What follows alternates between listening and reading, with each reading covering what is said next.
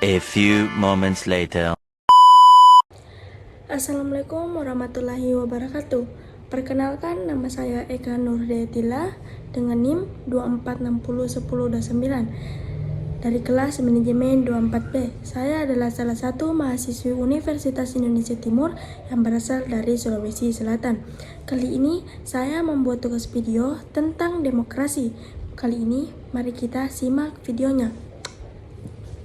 Pertama-tama kita masuk pada bab 1 terlebih dahulu yang membahas tentang pendahuluan.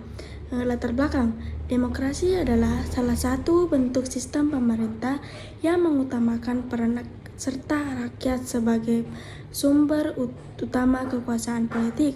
Dalam sejarah perjalanan bangsa Indonesia, demokrasi telah menjadi pondasi utama dalam membangun tata kelola pemerintah yang adil, terbuka, dan bertanggung jawab.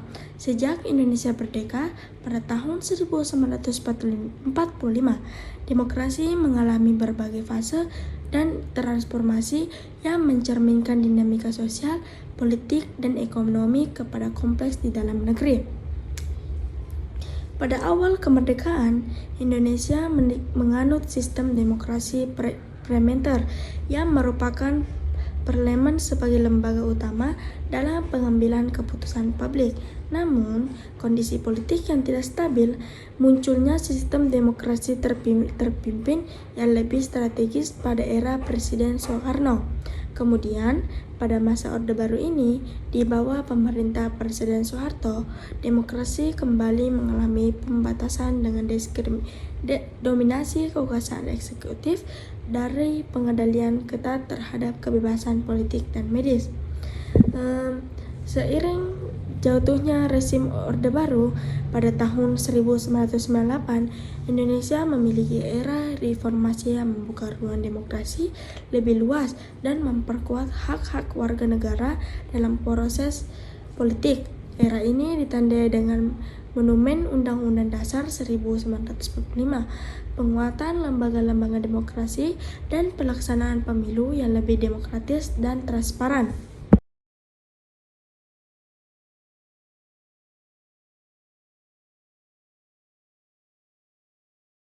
Demikian, penerapan demokrasi di Indonesia masih menghadapi berbagai tantangan seperti politik uang, korupsi, polarisasi sosial, dan rendahnya kesadaran politik sebagai masyarakat. Oleh karena itu, perubahan yang memperkuat tentang konsep demokratif, nilai-nilai yang terkandung di dalamnya, bentuk-bentuk demokrasi yang ada, serta bagaimana demokrasi telah dan sedang diimplementasikan di Indonesia. Semangat penting untuk menjaga kelangsungan dan kualitas demokrasi di tanah air ini. Dengan latar belakang tersebut, penulisan makalah ini bertujuan untuk mengkaji lebih dalam tentang demokrasi Indonesia secara teoris dan praktis, sehingga dapat memberikan gambaran yang jelas tentang perjalanan bentuk nilai serta tantangan demokrasi di Indonesia. Adapun rumusan masalah dan tujuan penulisan. Yang pertama itu rumusan masalah. Apa pentingnya demokrasi secara umum dan dalam konteks di Indonesia? Apa saja bentuk-bentuk demokrasi yang dikenal secara teoris dan praktis? Nilai-nilai apa saja yang terkandung dalam sistem demokrasi? Macam-macam bentuk demokrasi apa saja yang pernah diterapkan di Indonesia sepanjang sejarah? Bagaimana perkembangan paham demokrasi Indonesia dari masa depan ke masa kini? Terus yang terakhir, bagaimana implementasi demokrasi saat ini di Indonesia serta tantangan yang dihadapinya? Terus adapun tujuan penulisannya, yang pertama itu menjelaskan secara mendalam pentingnya demokrasi dari segi teori dan praktik. Yang kedua, menguraikan berbagai bentuk demokrasi yang ada serta karakteristiknya. Ketiga, mengidentifikasi nilai-nilai fundamental yang harus dijunjung dalam demokrasi. Yang keempat, menganalisis macam-macam demokrasi yang penuh berlaku di Indonesia dan dampaknya. Yang keempat, mengkaji perkembangan paham demokrasi di Indonesia dari masa kemerdekaan hingga reformasi, dan yang terakhir mendeskripsikan pelaksanaan demokrasi Indonesia saat ini dan berbagai hambatan yang dihadapi dalam mewujudkan demokrasi yang berkualitas. Baik, kita akan masuk pada pembahasan yang pertama, yaitu pengertian demokrasi. Demokrasi berasal dari bahasa Yunani kuno, yaitu demon, yang berarti rakyat, dan kratos, yang berarti kekuasaan atau pemerintahan. Secara harfiah, demokrasi dapat diartikan sebagai pemerintahan oleh rakyat atau kekuasaan yang berasal dari rakyat. Namun, dalam pengertian demokrasi tidak hanya dimaknai sebagai bentuk pemerintahan semula, melainkan juga sebagai sistem politik nilai budaya dan tata kelola kekuasaan yang memberi ruang partisipasi aktif bagi seluruh warga negara. Demokrasi menerapkan rakyat sebagai penagang kedaulatan penting.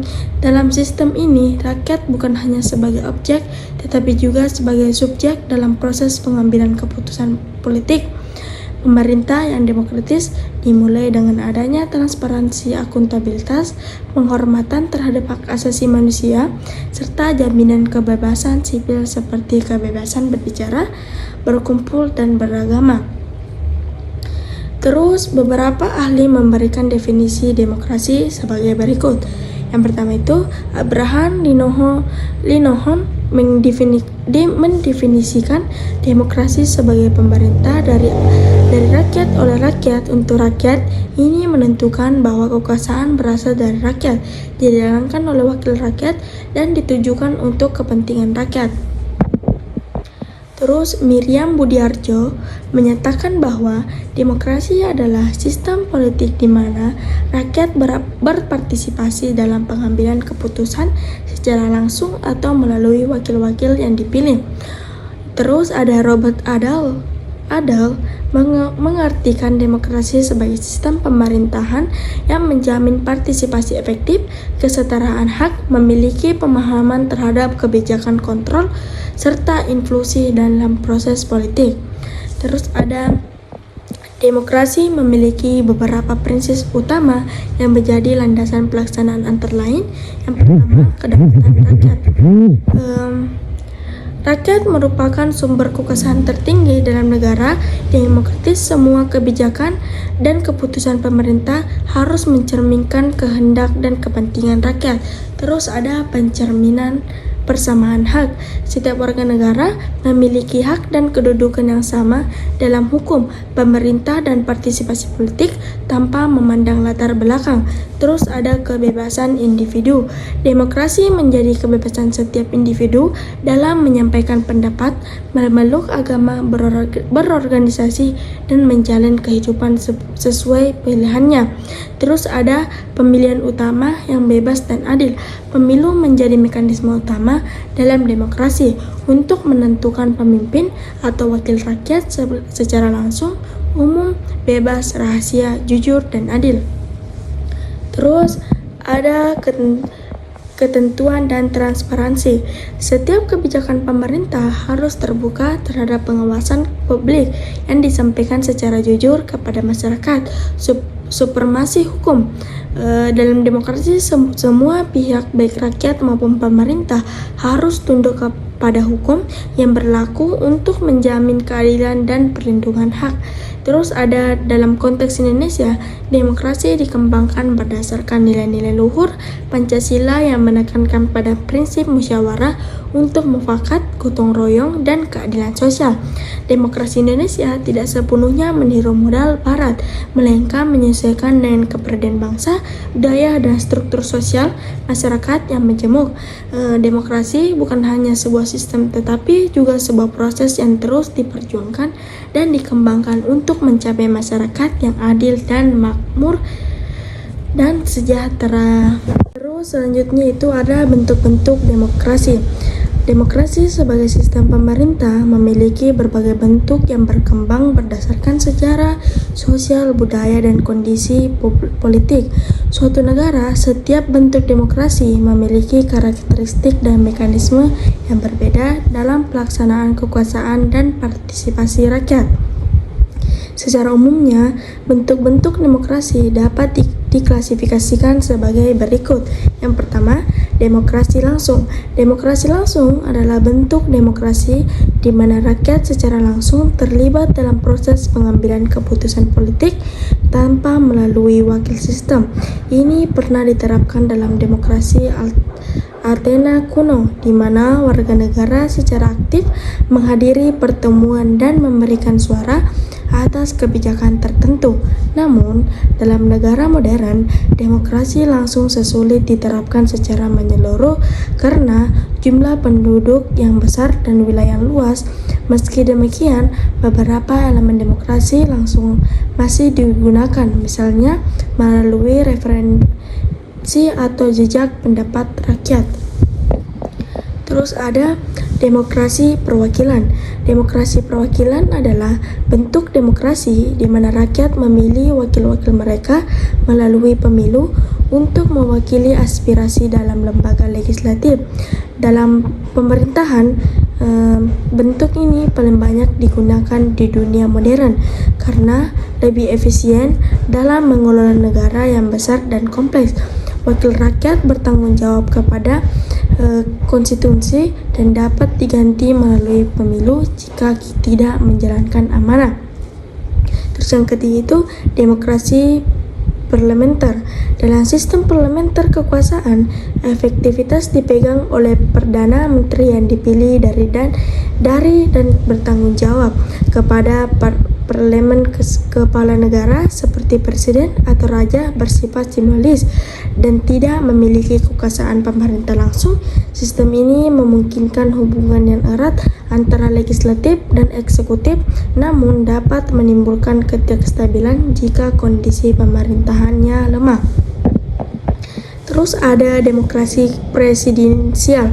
Dalam sistem presidensial, presiden dipilih langsung oleh rakyat dan memiliki kekuasaan yang efektif yang terpisah dan legislatif.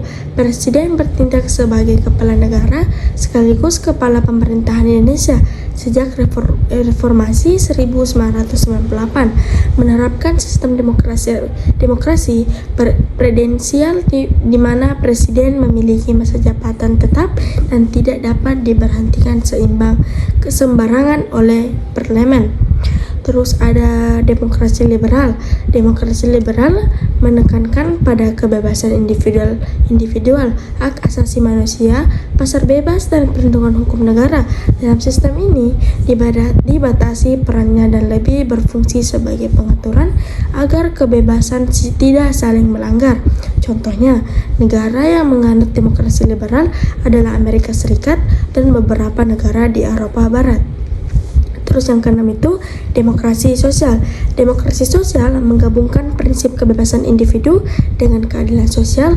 Negara memiliki peran aktif dalam menjamin kesejahteraan rakyat melalui kebijakan ekonomi, sosial, dan rekonstruksi kekayaan. Contohnya itu penerapan demokrasi sosial terdapat di negara-negara individual seperti Swedia, Norwegia, dan Denmark.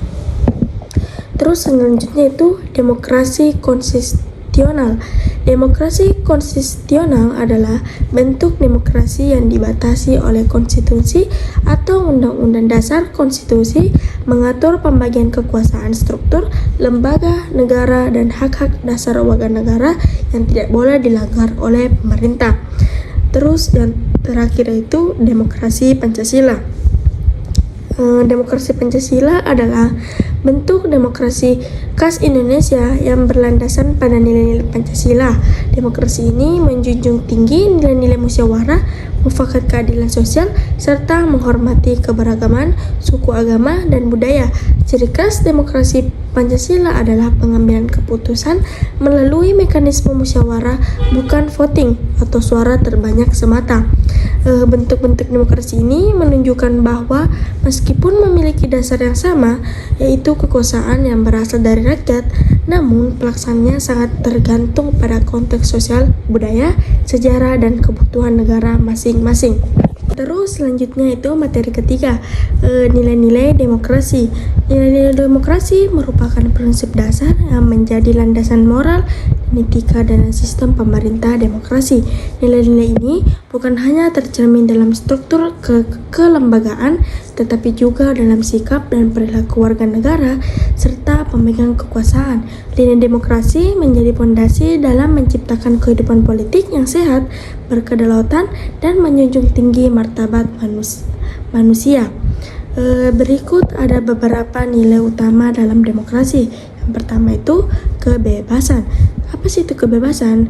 Kebebasan yakni inti dari demokrasi yang menjamin setiap individu memiliki hak untuk berpikir, berbicara, berserikat, dan berekspresi tanpa tekanan atau paksaan. Kebebasan ini mencakup kebebasan politik, kebebasan sipil, dan kebebasan beragama yang semuanya dilindungi oleh hukum.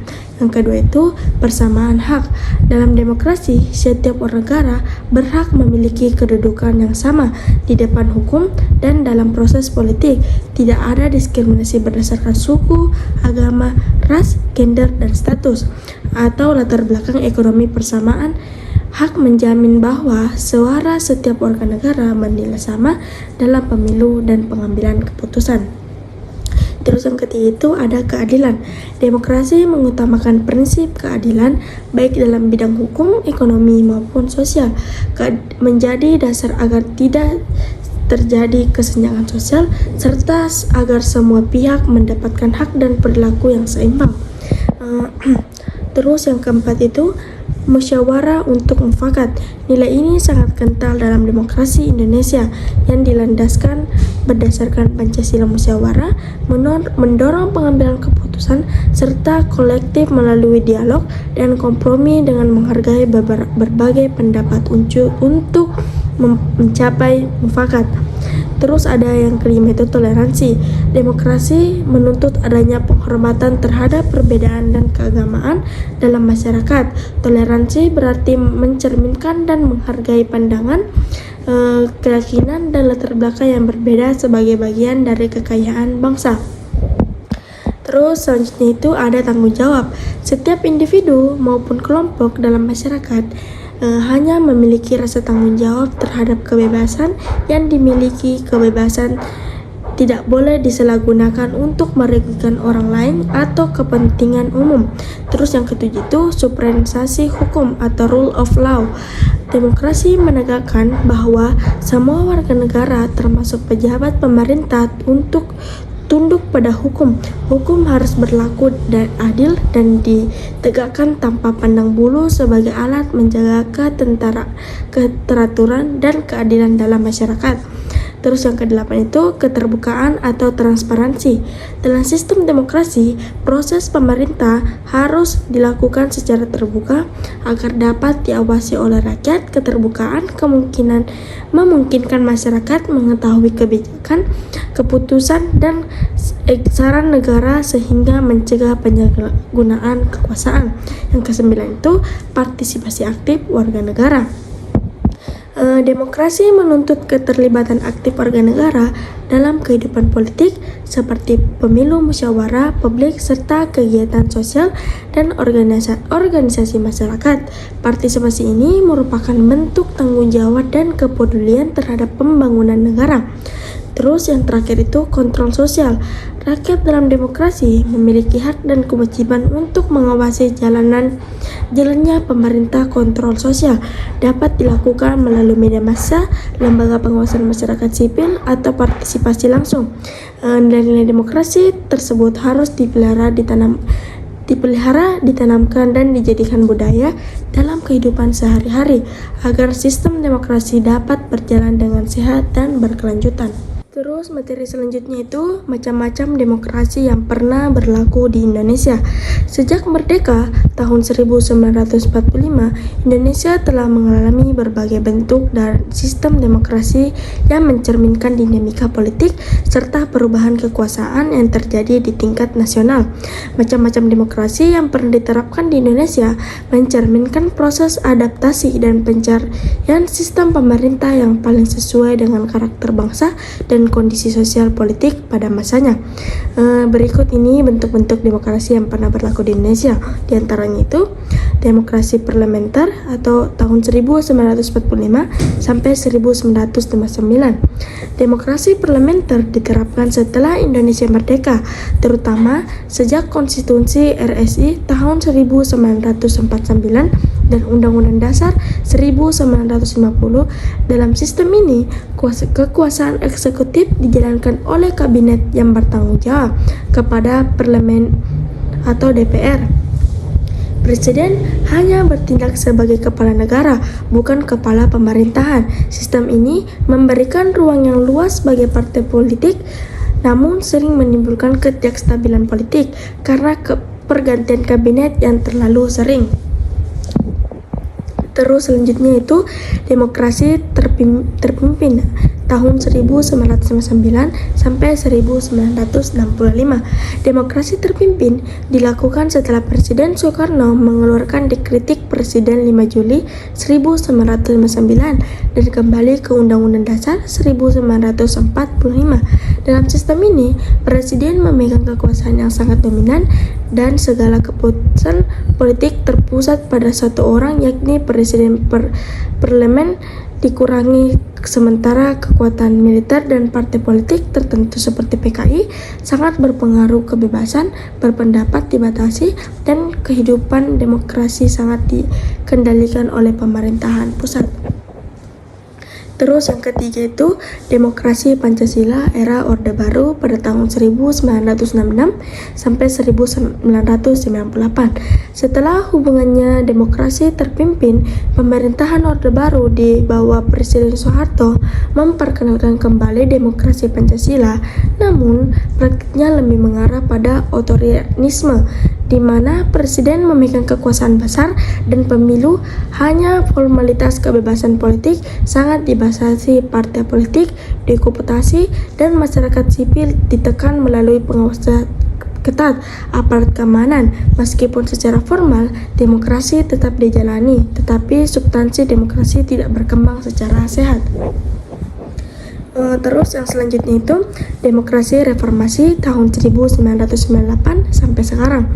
Demokrasi reformasi lahir pasca runtuhnya rezim Orde Baru pada tahun 1998 sebagai respons atau tuntunan rakyat terhadap kebebasan dan keadilan. Demokrasi Indonesia saat ini ditandai dengan pemilu langsung, mulai partai, kebebasan pers, serta partisipasi aktif masyarakat sipil. Presiden dipilih langsung oleh rakyat dan lembaga-lembaga negara memiliki fungsi yang lebih seimbang. Meskipun telah banyak kemajuan, demokrasi di era reformasi masih menghadapi tantangan seperti politik uang, polarisasi, korupsi, dan rendahnya literasi politik. Terus, penjelasan demokrasi Indonesia menggambarkan bahwa demokrasi tidak statis, melainkan terus berkembang, menyesuaikan diri dengan kebutuhan zaman. Penerapan berbagai bentuk demokrasi ini memberikan pelajaran penting bahwa demokrasi harus dibangun dengan prinsip partisipasi, keterbukaan, dan penghormatan terhadap hak asasi manusia. Selanjutnya yaitu perkembangan paham demokrasi. Yang pertama, akar historis demokrasi di dunia.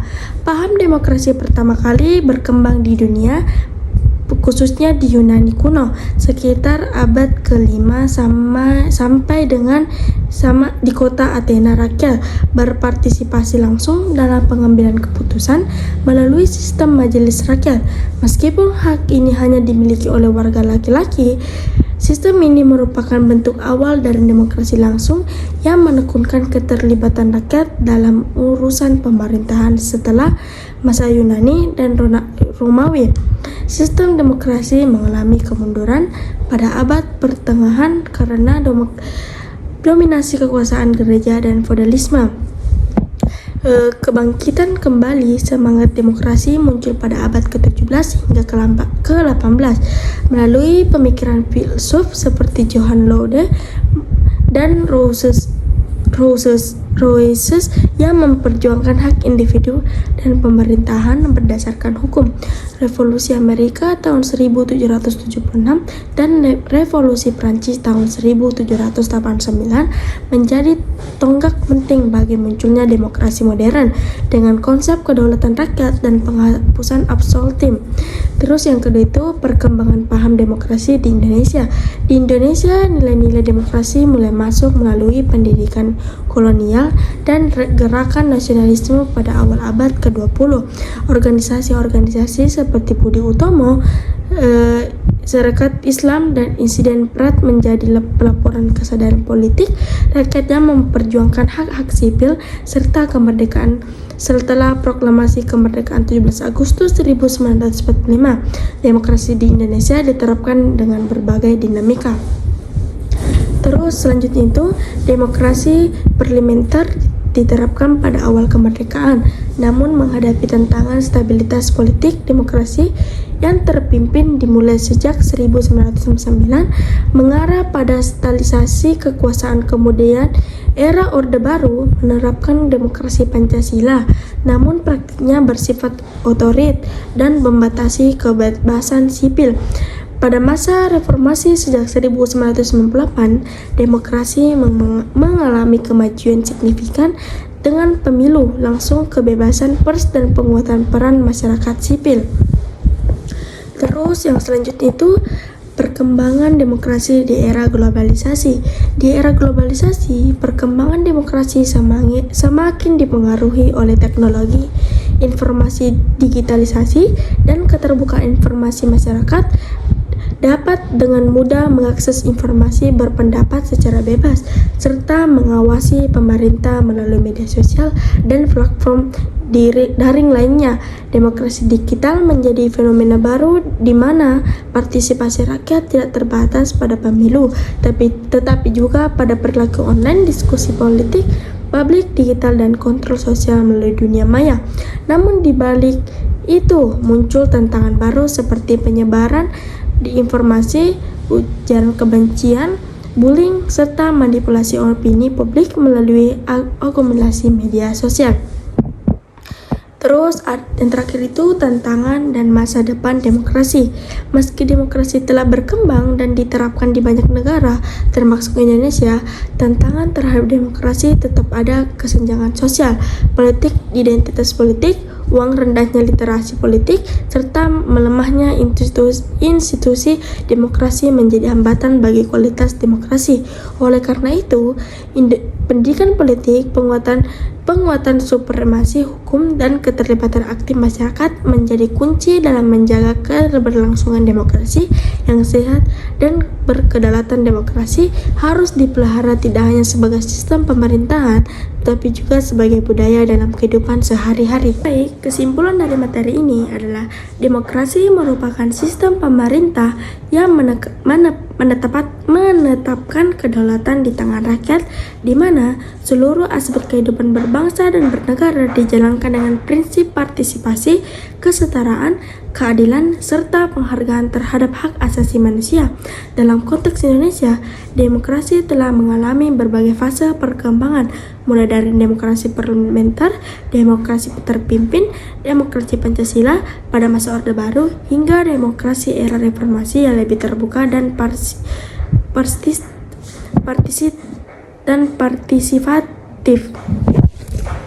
A few moments later. Baik, itulah hasil video yang telah saya paparkan. Mohon maaf apabila ada salah kata atau kata-kata yang kurang jelas. Wabillahi wal taufiq wal hidayah. Wassalamualaikum warahmatullahi wabarakatuh.